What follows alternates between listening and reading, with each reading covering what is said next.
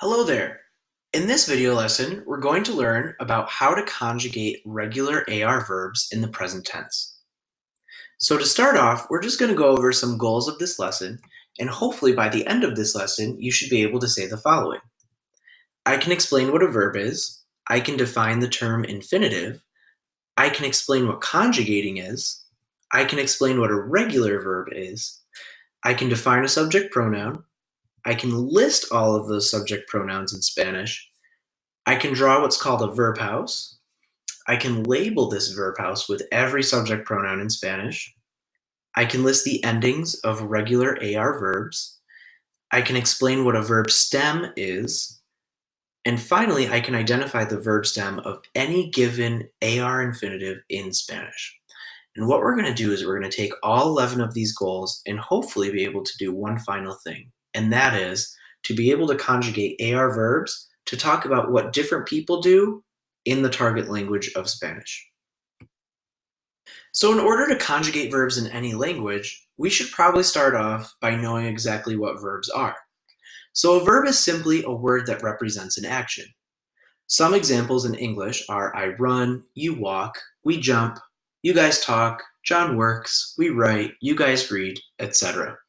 In Spanish, if we translate these, they would be yo corro, tú caminas, nosotros saltamos, vosotros habláis, Juan trabaja, nosotros escribimos, ustedes leen, and a lot more. So to get started conjugating, we have to start with this thing called the infinitive.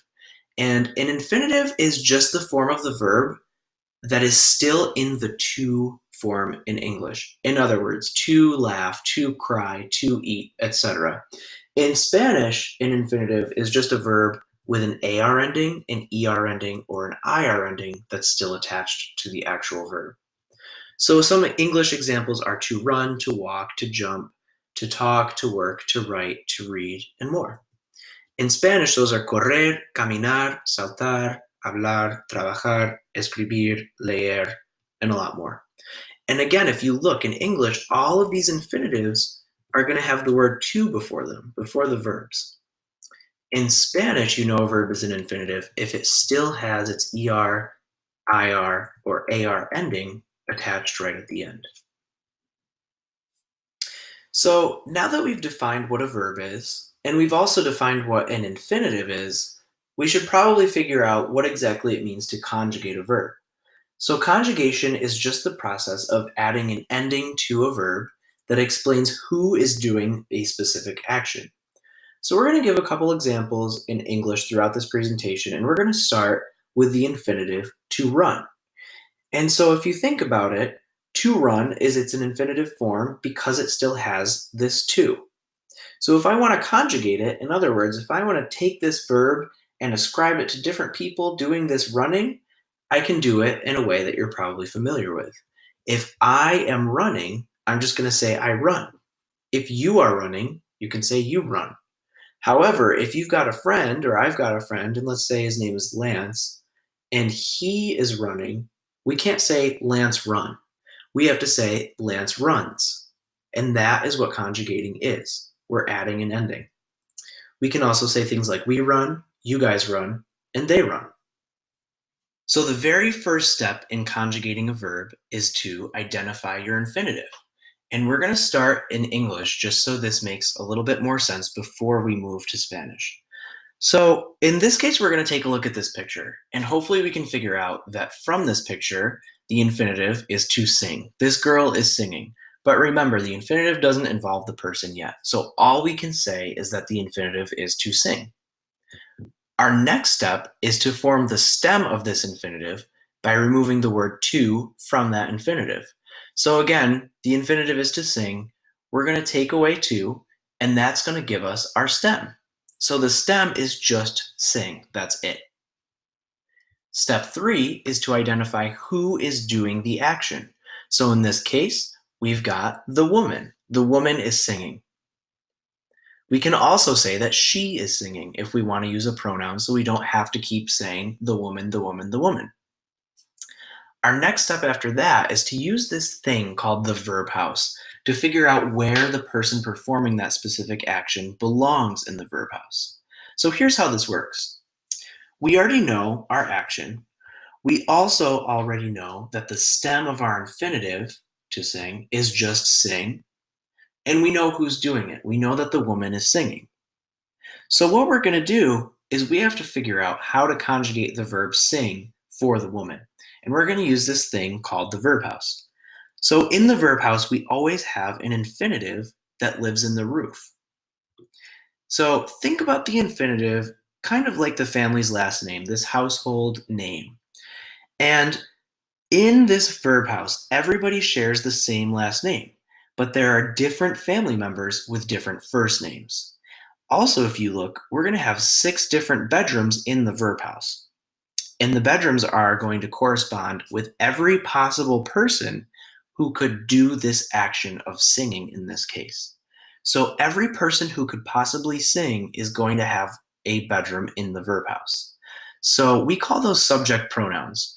Another way to think of the subject pronouns are basically just bedrooms, because the bedrooms or the subject pronouns are words that explain who could possibly do this action.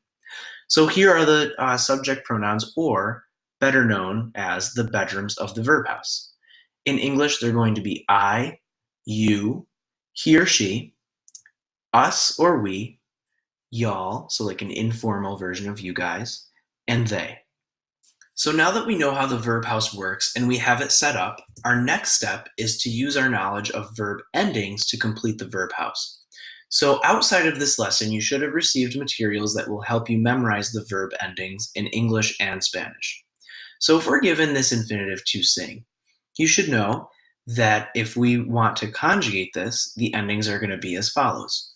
So if we're saying I, it's just the stem only. In other words, I sing. You is also stem only. He or she is the stem plus the letter S. We is going to be just the stem. Y'all is stem only as well, and so is they. So now that we know the stem and the endings for every verb house bedroom, we're ready to apply those endings to each bedroom. And here's what this is going to look like. So first, you don't want to forget your infinitive, and your infinitive is going to be to sing.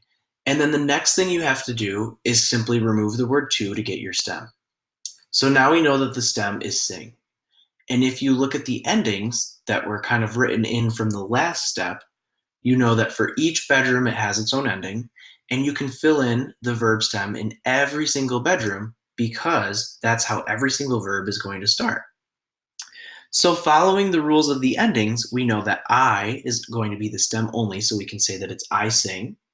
You is also stem only, so you sing. However, in this he, she verb bedroom, we know that it's the stem plus S, so we actually have to add the letter S, and now we're good. And the rest of the verb house bedrooms are also stem only, so they're all just going to be sing. Our final step is to use the stem and ending combination that is in the correct verb house bedroom for the person that performed the action, in this case, the action of singing.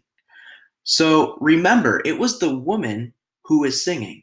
So our verb house bedroom would be for he or she. In this case, it would be he or she sings. So once you have done all of those steps, you are actually done. You have she sings. Or if you want to be more specific and not use a pronoun, you could say the woman sings. So if you notice, you combined all of those steps in this process. So you first figured out your infinitive, you dropped the to form your stem, you went through and put the stem in every single verb house bedroom, and then you added the endings as needed. And now you are able to say that this woman sings, or she sings. So what we're going to do now is we're actually going to carry this over to Spanish, following the exact same steps. So again, our first step is going to be to identify our infinitive. And based on this picture, we're going to use the exact same picture. We're going to say that our infinitive, to sing, is now translated into Spanish as cantar. Step 2 is to form the stem, this time by removing the AR, ER, or IR ending. And in this case, we're only going to work with AR verbs. So we take that cantar and we just slash that AR right off. And now we have our stem is CANT, cant. Step 3 is going to be identifying who is doing this action. So again, we have this picture. And in this picture, la mujer, the woman, is doing the singing. Number 4, we're going to use the verb house to figure out where this person performing the action lives. So now that we know a little bit about the verb house, we can fill it in hopefully pretty easily.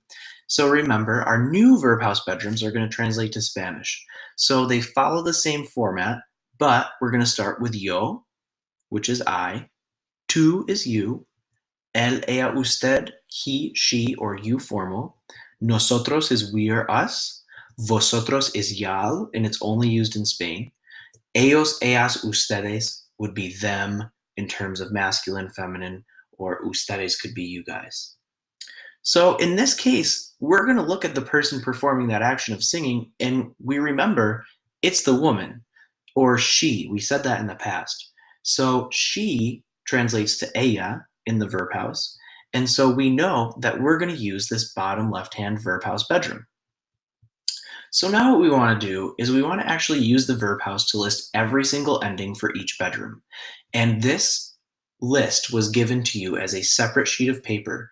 So I highly recommend that you take the time to memorize all of the AR verb endings in the verb house because these are going to be used over and over again to conjugate verbs.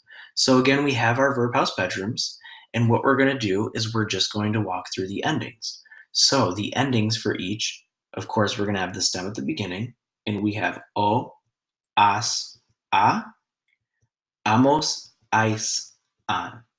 And it's going to take a few tries to get these down. So again, in the order of the verb house, the endings are o, as, a, amos, ais, an. So what we can do now is move on to our next step. And our next step is to complete our verb house by adding the endings to the stem that we already came up with. So we're going to bring back the verb house. I've written in the endings for you for your reference here. And remember, our infinitive is cantar, which is to sing.